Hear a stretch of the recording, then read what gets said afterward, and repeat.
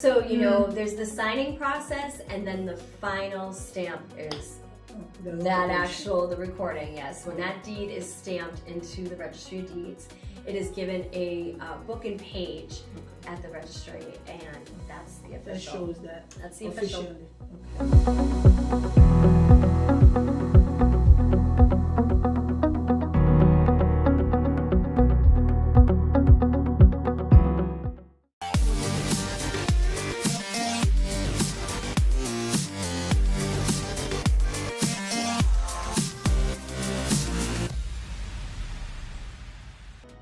Hi everyone, this is your real estate expert Juliana here with Century 21 XSELL Realty. I am so excited to have Jessica back with me again for another session. How are you, Jessica? I'm doing well, Juliana. Awesome. How is your day going so far? Very good. Okay. So in this video, we want Jessica to talk about the real estate deed and recording. So Jessica, Yes. what is a deed in real estate transfer and who signs the deed? Okay, so the deed is the legal documentation that actually is the transfer of the ownership.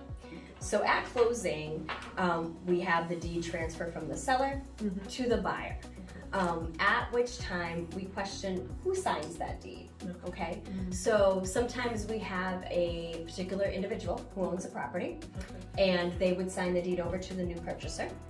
However, if that person is married, regardless if their spouse is actually an owner of the property, they too have to sign the deed in order to release what's called a homestead right. So what that is basically someone cannot sell their property without having the person who lives there release their rights.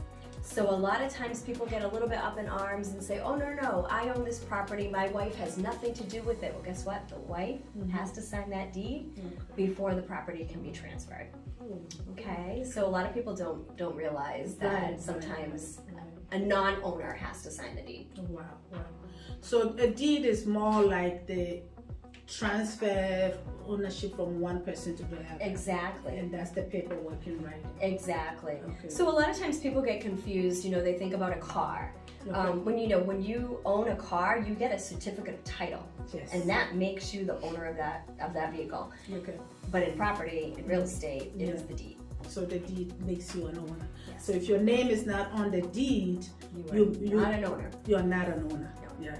So, but if somebody lives in the house, although their name is not on the deed, they still cannot sell without it. They cannot because they live in the property. So someone cannot sell a property basically from underneath someone who lives there. All right. So what about excise tax to transfer? So a lot of times sellers will go through, they'll ask you, Juliana, what am I going to make off this property? What's my profit? So one of the closing costs that a seller has to pay is to the state of Massachusetts. And I won't say Taxachusetts, but in this instant, it is Taxachusetts. So it's an excise stamp, or what we call a tax. It's a transfer tax. So how we calculate that is we take our purchase price times 0.456%. And that check actually gets made payable to the Commonwealth. And the deed cannot transfer without the Commonwealth processing that check or the proceeds through the wire from the attorney's office. Okay. So you have to pay that before you can record. Exactly. Yep. How does a buyer take title? So there's a few different variations that we can do. So obviously if you have a buyer who's just one person, he's a solo, he will take title individually. Okay. Then we have the scenario of two people or three people taking title that are not married. So for instance, my boyfriend and I, we take title as joint tenants with right of survivorship. And what that means is if one of us passes, one of us dies, the ownership goes 100% to the surviving owner.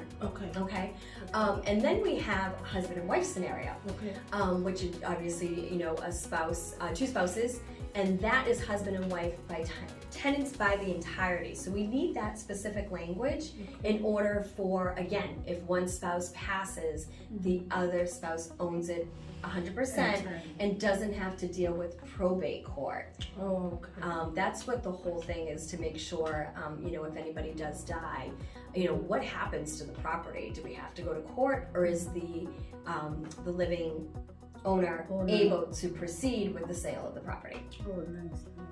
What is the recording process at closing, and what documents are recorded? Okay, so on a standard purchase or a standard transfer, we have the deed, obviously from the seller to the buyer. We record what's called a municipal lien certificate, and that is a legal document that's issued by the town or the city, which shows the taxes for the last 3 years, showing any liens or anything that we would be concerned about. We record that at closing. Then we also record the mortgage. In the event that the buyer has to get a loan from their bank or their mortgage company, that's a legal document that protects the bank or the lender. And then the last document we put on is a declaration of homestead. So in a standard purchase, there's 4 legal documents that get recorded. Now, depending on what happens specifically in a scenario, so say take a condo. We would record what's called a 6G certificate. And what that shows is that the seller has paid all of their HOA fees. All their condo fees have been paid. So that way the condo association cannot throw a lien against the property because the seller has paid everything that they're supposed to. So there are more recording documents depending on a specific case-by-case transfer. You mentioned homestead. What is a declaration of homestead? So a declaration of homestead, I always say to everybody, is the best $35 that a purchaser can spend at closing. And what that does is protects the equity in the home up to $500,000. So people are like, what does that mean? It means if you get sued, they are not coming after your house up to $500,000. It's different from, insurance. But it's protecting the equity in the home. So we put that on for every purchaser at the time of closing. I always give the scenario at closing, and it's completely not related to property. But say you're ever in a car accident, okay? A good attorney is gonna try to sue you and your insurance company, okay? But a good attorney is going to go on masslandrecords.com and see if you own a house, Juliana. And what they're going to do before they file a suit is file an attachment at the court to attach the property that you own in order to satisfy any judgment at court. So what that declaration of homestead does, it acts as what I say to the layperson as a block. No one can come and file, and a good attorney, bad attorney, whoever cannot file that attachment in court. Awesome. So that's a great protection. Absolutely. A good $35 to spend. A good $35 to spend. If you're doing a purchase, the homestead. Yes. All right. So what happens if a husband and a wife wants to be on the deed but does not qualify? So that happens a lot. We'll always have a husband or a wife. Or a husband or a wife. So in that scenario, let's take the husband, okay? So the husband qualifies for the loan, but say the wife, maybe her credit's not that good or her income's not good enough to qualify. What will happen is someone will come to me and say, you know what?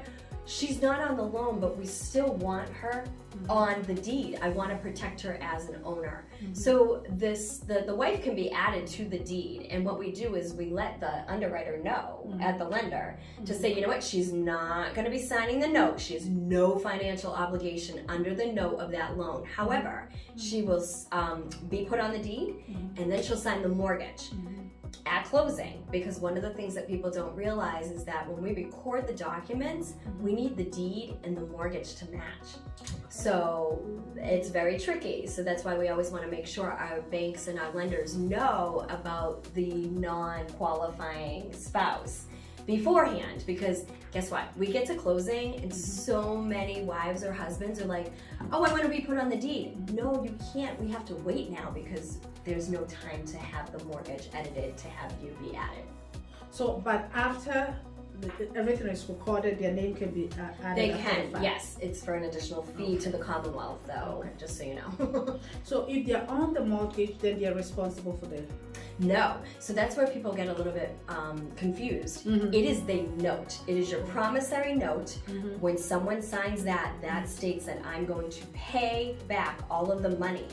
The mortgage is the legal document that the bank uses to foreclose when they go into default. Okay, so the deed and the mortgage match, even though at the end of the day, that spouse who has nothing to do with the loan is still can get foreclosed on because he or she's an owner. Does that make sense? Okay. I get that. All right. So can an attorney represent both seller and buyer? Well, and would you advise that? Well, my advice is to not. There's a conflict of interest there. Okay. So a lot of times what will happen in that scenario is the seller will represent themselves with the help of you as an agent to kind of guide them through. And the closing attorney, the buyer's attorney, acts as a scrivener. And what does that mean? That attorney will draft legal documentation on behalf of the seller, but will not advise any legal advice to the seller, if that makes sense. So in that situation, say you're the seller and you're gonna handle everything. You're gonna order your own payoff. You're gonna work with, the agent to get your commission. You would ask me as the buyer/closing attorney, you're gonna draft my deed, I would draft the purchase and sales agreement, and obviously any other legal documentation that would be needed. So in that instance, the seller represents themselves. Now, the flip side is a buyer cannot represent themselves because you need a closing attorney to draft the closing disclosure. Or in that instance, you need a closing attorney to represent the mortgage company, bank, or lender. So there's no option for the buyer to do that. So, but the deed is always drawn by an attorney. An attorney, yes, yes. So, and I have had situations where the seller they will not take any, I do not give them any advice, except I literally just draft the deed, they come to closing, and they sign. Wonderful information. We thank you for being here all this time. Before I let you go, because this is the third one, we did why should how to represent, what does a buyer need to know to purchase a home? And then our second one was, what does a seller need to do to sell their home? Seller representation and buyer representation. Exactly. And this one is to finish it all with the closing and what actually happens after you're done closing, and they say it has to be recorded. Yes, it has to be recorded. So, there's the signing process, and then the final stamp is the recording. Yes, when that deed is stamped into the registry of deeds, it is given a book and page at the registry, and that's the official. That shows that. That's the official. So until then, we said they shouldn't buy furniture. Limbo. But after all this done, then you can go and shop. Exactly. Exactly. Yes. So there's one caveat here that I want to ask you about: buy, sell, and how it's recorded. So that can get tricky. That's definitely more so now because most sellers have to sell in order to purchase their next home. So what we try to do is actually on that day of closing have the sale transfer be done earlier in the day in order to record, because what happens is once the sale's on record, the seller's proceeds then get wired or overnighted or hand delivered to the attorney on the purchase. Typically, it's the same attorney. So in that instance, I would represent you as a seller. I'd get all your money. I'd represent you as a buyer. I'd get all your money. And then if there's a difference between the two amounts, I would cut you a check at closing. Obviously, if the difference is you need to bring more money to closing from the sale, then you would bring a certified check to make the difference of that. But yes, it's a very, very tricky day. There's a lot of jumbling going on between can the sale get recorded in time, because we cannot record the purchase until the sale is on record and the money is received, because that's key. We need to be 100% funded in order to record. So, because with all that's going on, most people have to sell first before they buy. Exactly. And that's an area that people get scared. They do get scared. And most times, the attorney is doing all the background work, making sure money's here, docs are here.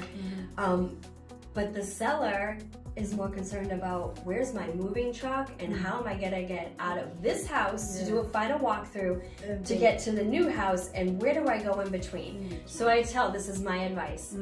If we can try to avoid same day closings, yes, let's do it. But that's obviously not the case sometimes. So we always want to have a backup plan. You know, put your belongings in a pod. Give it to your movers to keep on the truck, pay a little bit extra. Because what happens is there's that limbo time. And sometimes we get the sale on record and we're that close to the day that the purchase can't. So just to kind of offset that, legally that's when an attorney will come in and try to negotiate what's called a use and occupancy agreement. So what a use agreement is to have the personal belongings of the buyer stored in the new house before they own it. Okay, but not live there. They can only just get the, you know, again, like whatever's on the truck or whatever. Most attorneys will agree to have it stored in the garage because there's really not a lot of liability there. Then we have what's called the use and occupancy. So in this scenario, it's 5 o'clock. I mean, it's 3 o'clock on a Friday.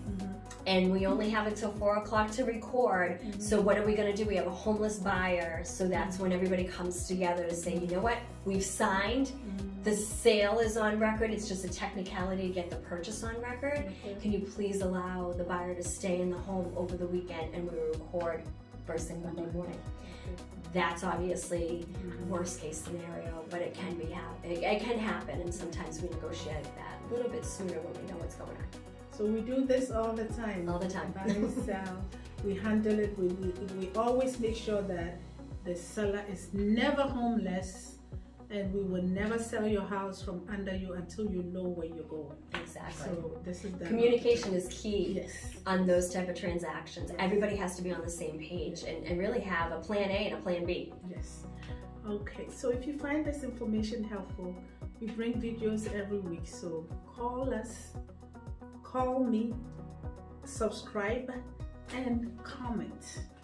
And thank you, Jessica. And if you have any questions for Jessica, it's here. We'll leave her information in the link below, and my information will be there. We also have a free book on home buying. So go to the link and get a copy for yourself. Call us with all your questions. Bye for now. Bye-bye. See you in the next video. Bye-bye.